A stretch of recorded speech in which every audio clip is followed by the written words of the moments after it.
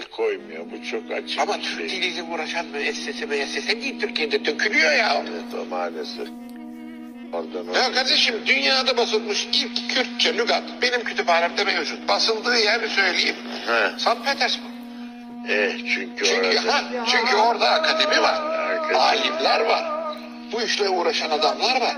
Eğitim böyle olur. Fakat mesela senin dilinin böyle bir lügatı yok ya.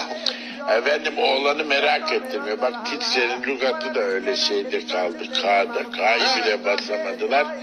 Devam da etmiyor. Çünkü Türk diliyle uğraşan müesseseler, Türkiye'dekiler dahil, bu işe iyice el koymuyor. Bu çok açık Ama bir Türk şey. diliyle uğraşan müessese değil, Türkiye'de dökülüyor ya. Evet, o maalesef.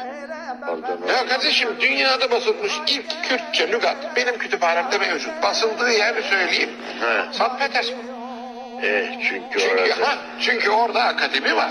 Akademi. Alimler var. Bu işle uğraşan adamlar var. Eğitim böyle olur. Fakat mesela senin dilinin böyle bir lügatı yok ya. Efendim, oğlanı merak ettirmiyor. Bak, Titser'in lügatı da öyle şeyde kaldı. K'da. K'yı bile basamadılar. Devam da etmiyor. Çünkü Türk diliyle uğraşan müesseseler, Türkiye'dekiler dahil, bu işe iyice el koymuyor. Bu çok açık Ama bir Türk şey. diliyle uğraşan müessese değil, Türkiye'de dökülüyor ya. Evet, o maalesef. Oradan Ya kardeşim, dünyada basılmış ilk Kürtçe lügat benim kütüphanemde mevcut. Basıldığı yeri söyleyeyim. He. Sankt Petersburg. Çünkü orada akademi var. Akademi. Alimler var. Bu işle uğraşan adamlar var. Eğitim böyle olur.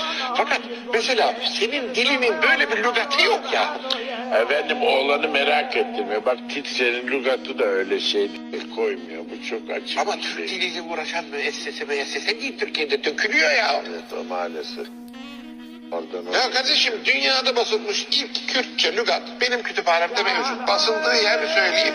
He. Sankt Petersburg. Çünkü orada akademi var. Akademi. Alimler var. Bu işle uğraşan adamlar var. Eğitim böyle olur. Fakat mesela senin dilinin böyle bir lügatı yok ya. Efendim, oğlanı merak ettirmiyor. Bak, Titser'in lügatı da öyle şeyde kaldı. K'da. K'yı bile basamadılar. Devam da etmiyor. Çünkü Türk diliyle uğraşan müesseseler, Türkiye'dekiler dahil, bu işe iyice el koymuyor. Bu çok açık Ama bir Türk şey. diliyle uğraşan müessese değil, Türkiye'de dökülüyor ya. Evet, o maalesef. Oradan Ya kardeşim, dünyada basılmış ilk Kürtçe lügat benim kütüphanemde